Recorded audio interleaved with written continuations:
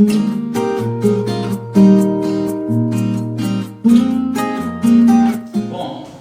então vamos lá falar sobre os profetas, aí nossa quinta parte sobre a introdução ao estudo da Bíblia e a estrutura da Bíblia. Bom, o que nós precisamos saber com relação aos profetas? Primeiro, se vocês forem olhar a divisão da Bíblia hebraica, nós temos lá uma divisão diferente dessa de profetas maiores e menores que nós temos na divisão cristã. Nós temos lá, como eu mostrei para vocês, profetas anteriores e profetas posteriores. Quem são os profetas anteriores? São aqueles livros que nós chamamos de livros históricos na nossa divisão, né? Josué, Juízes, né? Samuel. São livros históricos para nós lá, eles são considerados profetas anteriores. E a justificativa é que esses livros tenham sido trabalhados por profetas. Então, os profetas posteriores na divisão hebraica são os profetas que nós vamos trabalhar aqui, que na tradição cristã a gente separa como profetas maiores e profetas menores.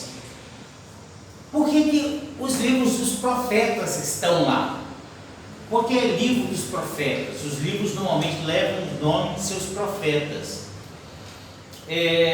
Na nossa Bíblia não tem o Baruque. Na Bíblia católica tem o Baruque lá, que entra entre os profetas aí como um dos companheiros de Jeremias, possivelmente um secretário, um escrivão de Jeremias, o Baruque.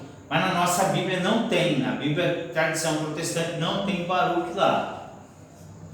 Mas o que é interessante perceber? Para você fazer um estudo dos profetas, então já que a proposição da nossa disciplina de introdução à Bíblia, ao estudo da Bíblia, é você ter um conhecimento básico sobre como eu lidar com o texto da Bíblia e a história da construção da Bíblia, da sua redação e o seu desenvolvimento, como a proposta é essa, e nós vimos isso estudando o Pentateuco, estudando os livros históricos e os livros poéticos. Agora nós vamos fazer o mesmo com os livros dos profetas. Então, precisamos entender que o movimento profético, ele não é um movimento criado por Israel. Os profetas não são necessariamente pessoas só de Israel. Ou seja, a origem dos profetas não está em Israel. Em Israel nós temos profetas que seguem um determinado padrão de comportamento profético, mas a origem dos profetas é mais antiga do que Israel. Então nós temos alguns especialistas que vão tentando traçar o percurso histórico do surgimento dos profetas. Aí nós temos o texto do Forré, nós temos o texto do Schreiner, tem um livro em espanhol que fala sobre os profetas, eu não me lembro o nome dele, não do autor, não, de cabeça não lembro, mas eu posso botar aí no vídeo para vocês. Que é um livro que eu estudei ele bastante antes de vir, comparei ele com o texto do Forré, ele é um pouco mais completo quando fala do profeta do que o Forré. Porque o Forré ele fala do Antigo Testamento todo. Esse livro não, ele fala exclusivamente sobre os profetas, então é uma obra só sobre profetas, então ele vai um pouco mais longe. Então a história ela é recolhida pelos especialistas, estudados movimentos religiosos, e dentre esses movimentos historicamente reconhecidos pelos profetas, aliás, pelos especialistas, a gente vê profetas ou pessoas com comportamento semelhante aos profetas, inclusive sacerdotes, videntes, mágicos. Então eles entram nesse contexto de pessoas com comportamentos semelhantes ao comportamento dos profetas. A origem básica dos profetas que nós vemos em Israel, baseado no nome, nós temos algumas diferenças na transliteração dos nomes dos profetas. Eu tive comparando, primeiro, o Bet, ele com daguesh tem um som de B. Sem o daguesh, que é um pontinho no meio da letra, sim. Então ele tem um som de V. Sem o daguesh e com o daguesh ele tem um som de B. Só que eu contei os dois casos para falar de profeta. Então vocês vão ver transliteração com Neviim e transliteração escrito Nebiim. Nesse texto em espanhol eu vi a transliteração Nebiim, mas eu vi várias transliterações para o português como Neviim. Então vocês vão achar variações no nome do profeta. Para entender a função do profeta, eles fizeram um retorno ao termo que nomeia o profeta. Então foi encontrado o termo que dá origem ao termo profeta. A origem está entre os acadianos. Está tentando lembrar da palavra aqui. Ugaríticos são cidades. A origem do termo é acadiano. E aí sim, eles fizeram esse retorno ao texto acadiano para ver, e eu vou botar o desenho para vocês verem como é que essa aproximação do termo acadiano para profeta lá.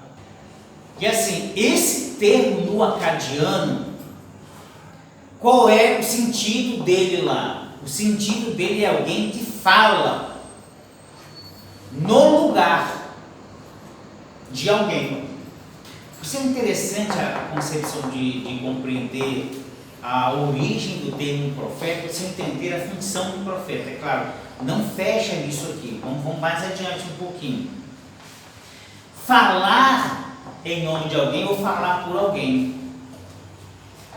E a evolução desse termo, quando chega perto do século 13, perto do século 13 a.C., nos primeiros movimentos de profetas, porque nós vamos ter mais ou menos umas 3 ondas de profecias ou de profetas, de acordo com um movimento histórico, eu vou passar isso para vocês. Ele vai evoluir para uma ideia de complexo do chamado. Chamado.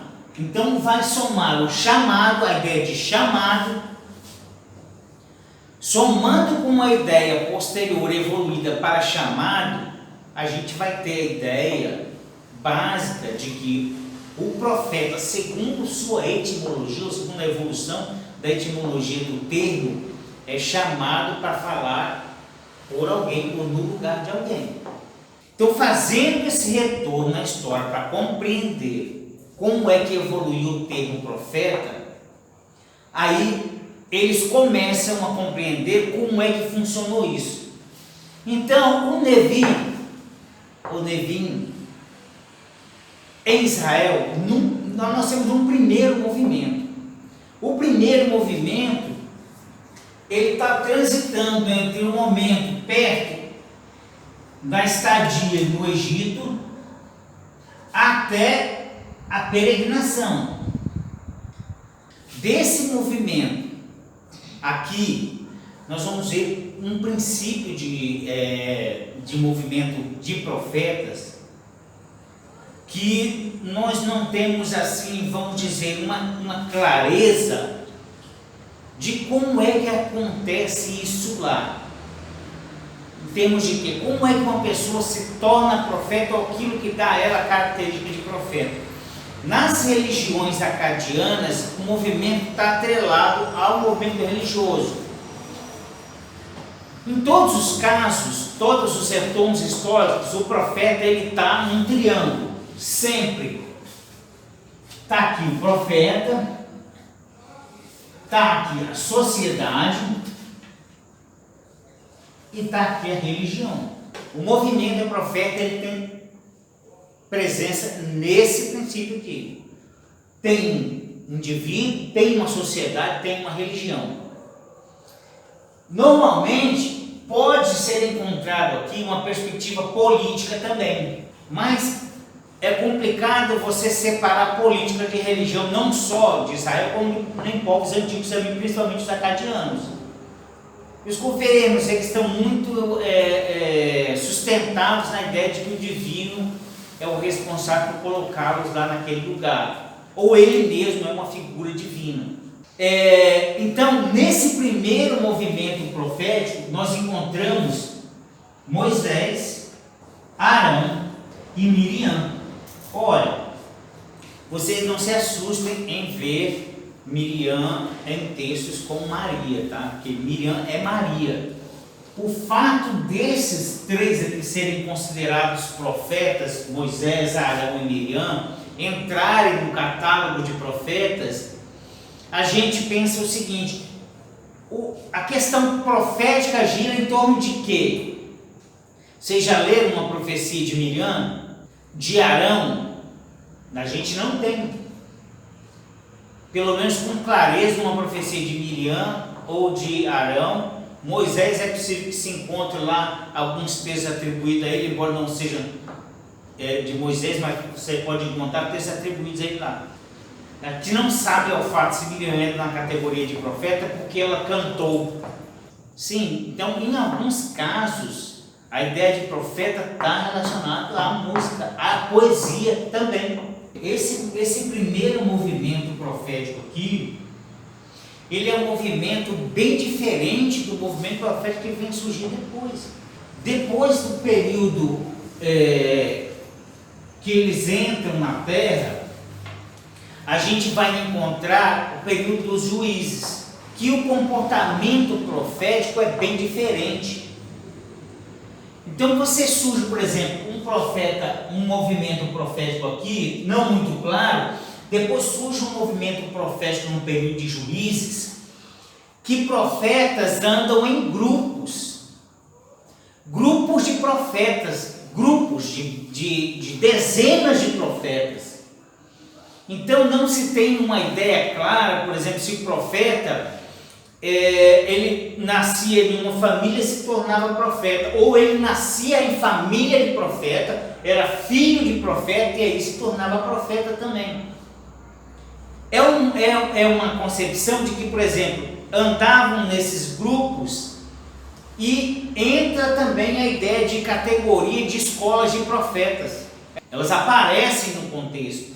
Então você vai ver profetas vivendo em comunidades de profetas. Você vai encontrar gente falando diferente. Existem ideias diferentes, porque a história do profetismo ela é complicada, porque ela não tem uniformidade.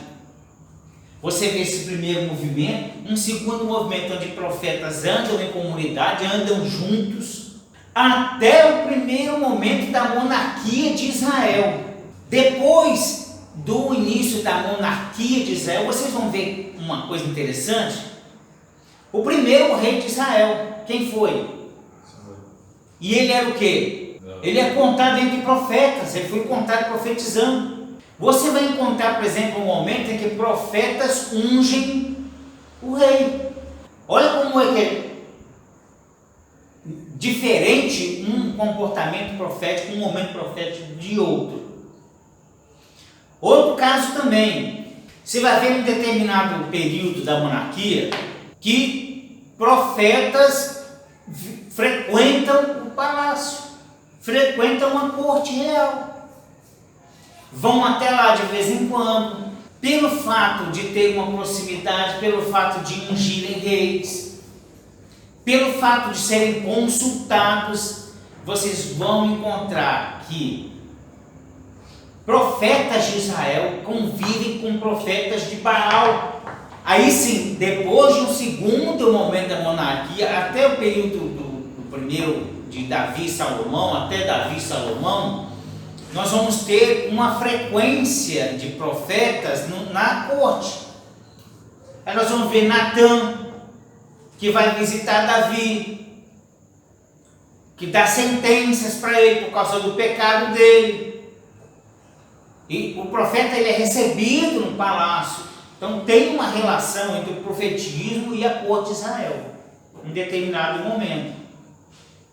Depois que o reino começa a ter problemas e se divide, os profetas começam a se distanciar do palácio e começa a aparecer uma outra categoria de profeta que anda sozinho, não anda mais em comunidade, nem anda mais em grupo, anda ele e mais um ou dois no máximo, normalmente uma pessoa para acompanhá-lo como servo.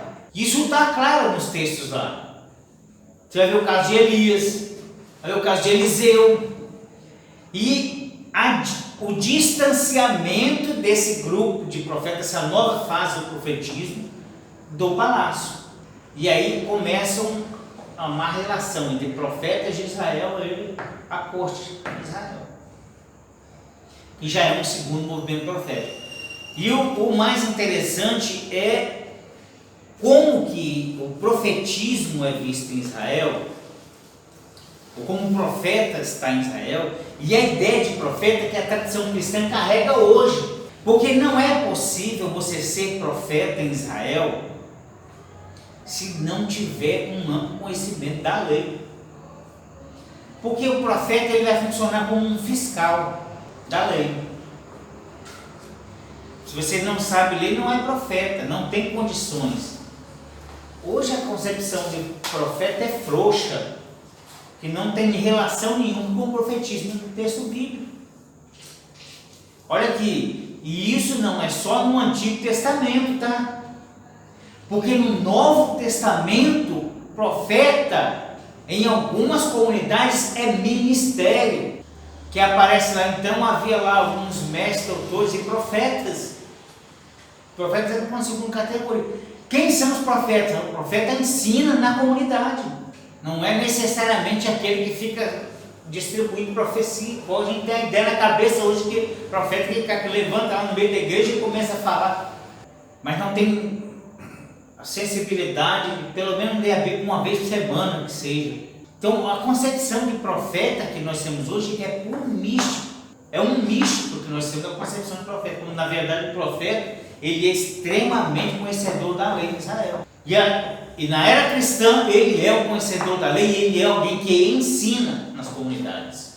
Entra lá, entre mestres e doutores, profetas aparecem lá. E exige o profeta, um movimento profeta, um reconhecimento de profeta, como dom, que é o dom de profecia lá. Que inclusive ele pode aparecer até se sobrepondo em alguns casos, tá? Então, nós vamos ver o profetismo evoluindo de uma etapa para outra, de acordo com a história de Israel, de acordo com uma relação entre esse grupo e a corte. Então, no momento mais tardio dos profetas, eles, na maioria dos casos, estão para exortar o governo. E a maioria das vezes sofrem, não se alimentam bem, vivem peregrinando, e são perseguidos. Só dá para nós compreendermos o movimento profético, aí sim, se nós colocarmos data e colocarmos uma relação entre ele, a comunidade, e ele e a corte. E nesses movimentos. Então o movimento profético ele não nasce em Israel, ele tem um processo evolutivo dentro da comunidade. E ele vai seguindo até praticamente o período da era cristã, com modificações de papel. Aí sim, o professor de Antigo Testamento, quando for tratar disso com vocês, vai tratar disso de forma mais detalhada. Como funciona o movimento profético, como funcionava a relação entre eles e a corte, como é que eles vão desenvolvendo essa relação entre eles, a sociedade, ele e a corte. Então vamos olhar aí o quadrinho, vamos ver um apanhado geral sobre os profetas primeiro. Sobre o livro dos profetas, nós temos aí profetas. Em termos de livros canônicos, nós temos 17. No texto católico nós vamos encontrar aí o Baruque, não está no nosso, mas tem lá. No cânon judaico, Lamentações e Daniel não entram como profetas, tá? Estão lá nos escritos. Aí vocês vejam bem, eu acho interessante, Daniel entra como profeta na tradição cristã. Todo mundo faz questão de falar o livro do profeta Daniel. Daniel não é profeta, Daniel é apocalíptico. Nem na Bíblia hebraica ele entra na categoria de profeta. E olha que são os hebreus que tiraram ele da categoria de profeta, gente. Entendeu? Então isso é uma coisa que a gente precisa de levar em consideração. O livro de Daniel é um livro apocalíptico, não é livro profético. É muito diferente da categoria de escritos dos profetas. Daniel é visionário, tem visões. Nenhum texto diz, então assim diz o Senhor, ou veio a minha palavra do Senhor. Não tem nenhuma parte dele que ele se manifesta dessa forma. Apocalíptica é um estilo literário e é justificado pelo momento histórico. E aí o professor vai explicar isso para você, o professor do Antigo Testamento e de Apocalipse vai explicar. Se for o Antônio ou ele, eles vão explicar isso para vocês. Agora não sei se for outro, ele vai saber isso. Mas os dois você que sabem disso, entendeu? Apocalíptica é um estilo literário e ele tem uma época histórica para acontecer, ou diga assim, para aparecer historicamente. Normalmente é diante de conflitos políticos que o texto apocalíptico aparece, para tentar driblar o sistema político, muda-se a linguagem e este símbolo nos textos. Aí sim, dos livros proféticos, Daniel não aparece como profeta lá no texto bíblico, ele está lá no texto bíblico hebraico, ele está lá como um escrito, tanto ele como Lamentações. Lamentações não no nosso categoria entra aí nos profetas maiores como um adendo aí do Jeremias, né? No cânon judaico, profetas é Neviim. No sentido hebraico, profetas são divididos em, aí sim, isso é importante vocês considerarem. O sentido histórico, essa divisão histórica é importante. Considerem que a divisão histórica é uma das divisões mais importantes no que diz respeito à interpretação dos profetas, que é o período pré-exílico, profetas do pré-exílio, profetas do período do exílio e profetas do período pós-exílio. Essa divisão é importante para a interpretação dos profetas. Eu estou estudando um profeta, ele é de que período? Isso é importante saber. Aí sim, dentre os profetas pré-exílicos, nós temos Amós, Oséias, Miqueias, Naum, Sofonias e Abacuque. Aí nós temos uma coisa interessante aí. Uma parte de Isaías é escrita antes do exílio, que nós chamamos de proto-Isaías. O livro de Isaías ele é dividido pelos especialistas em 3 partes. Inclusive vocês podem encontrar a Bíblia com divisão de 1º, 2º e 3º Isaías. Na verdade é Isaías pré-exílio, que é o Isaías proto-Isaías, na ordem proto-Deutero e trito-Isaías, quer dizer, antes, durante e pós o exílio. Ou seja, o texto de Isaías não é escrito por um único autor, porque a extensão do livro e o alcance histórico dele ultrapassa a vida do profeta Isaías, ou do autor da primeira parte de Isaías. É importante considerar isso. Então nós vamos ver um por um aí. Os profetas exílicos, nós temos Jeremias, Ezequiel e o Deutero Isaías. E o pós-exílio, nós temos Ageu, o proto-Zacarias, o trito Isaías, o Malaquias, o Obadias, o Joel, o Jonas, o Deutero Zacarias e o livro de Daniel, que entra na categoria de profeta para nós, mas entre os hebreus não é profeta. Entenderam? Então vamos ver um por um aí, dos profetas maiores.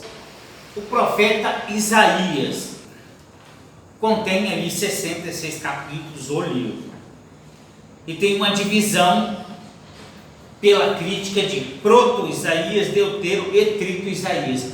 O proto-Isaías, ele pega do capítulo 1 até o capítulo 39. O deutero-Isaías do capítulo 40 até o 55.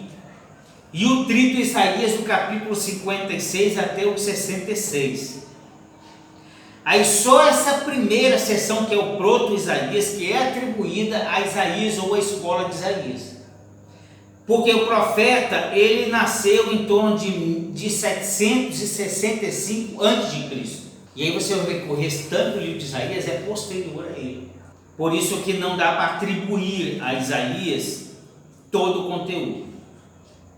Então, o proto-Isaías contém oráculos, visões e poemas, dentro do qual nós encontramos lá o canto da vinha, capítulo 5, versículo de 1 até o 7. E o que nós chamamos de livro do Emanuel, capítulo 6 até o 12, que é a convocação de Isaías e a visão do Senhor, 3 vezes santos, e compreende os 3 textos que a liturgia cristã do Advento aplica ao nascimento de Jesus Cristo.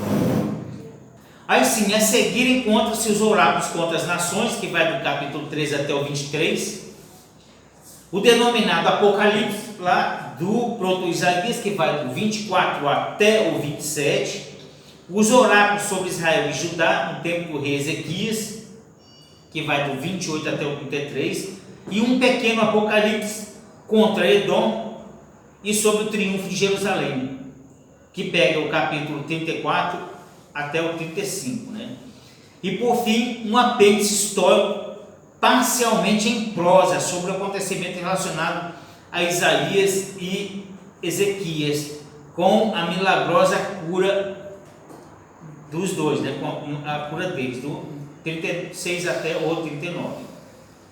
Aí a outra etapa é o deutero Isaías, ou o livro da consolação de Israel, que é do capítulo 40 até o 55. Vocês observem que esse deutero Isaías é um texto de dentro do exílio.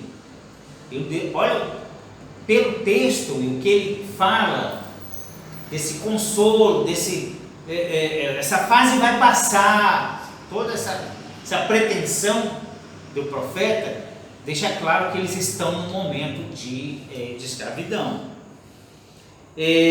Remonta a um profeta desconhecido do período exílio tardio, não é de Isaías, ou profeta Isaías propriamente dito, contendo os 4 cantos do servo do Senhor, 42, do versículo 1 até o 4, com algumas variações dependendo de uma Bíblia para outra, e algumas das mais famosas proclamações, como o anúncio da libertação. Olha, vocês estão percebendo? Os temas é um tema próprio do exílio, o anúncio da libertação. Aí depois vem a escolha de Israel, capítulo 41 até do versículo 6 até o 20, o apóstolo Ciro, o resgate de Jerusalém e a aliança eterna. Olha só, é o consolo, é um texto que vai de encontro, ou vai ao encontro daquilo que tanto se espera de quem está preso, quem está em cativeiro. Por isso que alguns críticos vão colocar o texto de Jó, parte dele, dentro desse período, que olha só, que é muito parecido as sentenças ou a proposição de uma obra com a outra, e com o evento que eles estão vivendo. Aí nós temos aí o trito Isaías, que é resultado de um autor pós-exílio, e encontra-se, ou concentra-se, na vocação do profeta, versículo 61, e contém vários oráculos, dentre os quais o mais importante celebrando a glória, que celebram a glória e o esplendor futuro de Jerusalém, e anunciam os novos céus e a nova terra. Olha aí, é o fim, é o pós-exílio, o final, o início de uma nova etapa de Israel. Então, o livro de Isaías, se a gente for compreender um estudo sobre ele, ou desenvolver um estudo sobre o profeta Isaías, no desenvolvimento desse estudo sobre o profeta Isaías, precisamos considerar o movimento histórico que envolve todo o texto de Isaías. E de fato, para um texto profético, o texto de Isaías é um texto longo, mas nós não podemos compreender, ou não temos como compreender o texto de Isaías, se não compreender toda a evolução histórica, desde a queda dos reinos até sua libertação. A fala em torno da esperança de uma retomada, de um levante, de uma restauração. A fala em torno disso. O Messias, o Emanuel aparece, porque ele é a esperança do levante de Israel. O profeta messiânico vem a calhar, quando se fala de Isaías como profeta messiânico, neste caso, vem a calhar. Por que vem a calhar? É a esperança de uma sociedade presa, distante, levada para fora de sua terra, de voltar para ela e restabelecer sua vida, restabelecer sua história, restabelecer seus propósitos e evoluir como sociedade e expandir seu reino. Então essa é a proposta a princípio que a gente deve compreender como Isaías.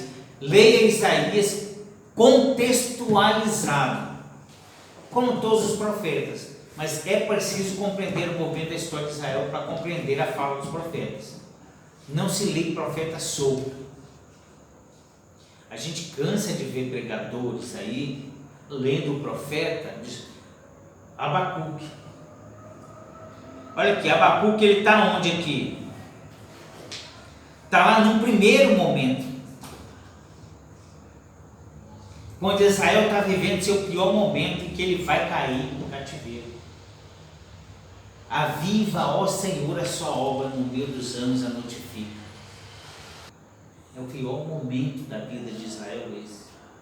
Israel está a ponto de cair na desgraça pior da vida. O profeta Abacuque pede a Deus: não permita que Israel seja extinto. Levanta, não deixa a gente cair. Foi inevitável. A grande derrota. Não tem sentido nenhum a fala desse profeta para essas pregações, sistemas de pregações, nenhum sentido, cara. Por isso que é complicado. Quando a gente fala que os pregadores não leem, que eles não têm um critério de interpretação, olha como que eles deslocam o texto de sua situação real e falam sobre o quanto perde, porque você pode fazer muita coisa boa com o texto, claro que pode transpor isso para a vida cristã, claro que você pode fazer, mas você não pode ignorar que esse não é um momento bom. Essa súplica do Abacuque é para evitar a miséria que estava por vir. E ele não conseguiu. Então vamos lá, Jeremias. Jeremias, 52 capítulos, foi formado a partir do núcleo que remonta ao próprio profeta, que nasceu aproximadamente no ano 650 a.C. Quer dizer, o texto do profeta Isaías está envolvido com a sua história mesmo. Diferente de Jeremias, né? Diferente de Isaías. Jeremias já está em torno da própria história do profeta. E era de família sacerdotal. Jeremias, nesse caso, tinha uma família que seguia o sacerdócio. E o livro pode ser dividido. Primeira parte, do capítulo 1 até o 25, contém profecias e pregações de Jeremias contra Judá e Jerusalém, contendo ainda algumas referências à biografia do profeta, conhecidas por confissões, né, de Jeremias. Uma segunda parte do capítulo 26 até o 45, na qual prevalece a promessa, que compreende os discursos e ações simbólicas do profeta. Os núcleos principais dessa parte são o anúncio da salvação, do livro da consolação, do capítulo 30 até o 33, que culmina na promessa da nova aliança, que chega no capítulo 31, versículo 31 até o 34, e a narração da prisão, encarceramento e libertação de Jeremias, em virtude de sua oposição ao rei e à corte. Essa seção conclui com os oráculos pronunciados por Jeremias contra os judeus que o tinham obrigado a fugir para o Egito. Está lá no 43 e 44. E no capítulo 45, que parece ter sido assinado por Baruque, que é um secretário, tipo um redator, um secretário de Jeremias, que fecha aí e conclui essa sessão. E uma terceira parte, do 46 até o 51, contém o oráculo contra as nações, que talvez encontrassem seu lugar apropriado depois do capítulo 25, quer dizer, que pode ser movimentado. Note fazer a sincronia do texto. O caso, por exemplo, na Septuaginta, ele está lá perto do capítulo 45. É mais uma confusão que pode ter na leitura da Septuaginta. Então, o texto vai ser deslocado para perto do capítulo 25. Aí depois o apêndice, constituído pelo capítulo 52, que narra a destruição de Jerusalém entre os anos 587 a 586, próximo disso aí. E essa parte também aparece no texto de 2 Reis, capítulo 24, 18 e 25, e também o 30, com alguns acréscimos lá. Então, o texto de Jeremias ele é bastante conhecido por causa da própria história do profeta Jeremias e tudo que ele passou, o sofrimento lá. Vocês vão encontrar algumas pessoas colocando o Jeremias como um traidor. Foi quando eles fizeram a prisão dele, o encarceramento dele. E vocês vão ver que no final a libertação dele vem de um rei estrangeiro. Então há algumas linhas vão colocar Jeremias aí como um traidor.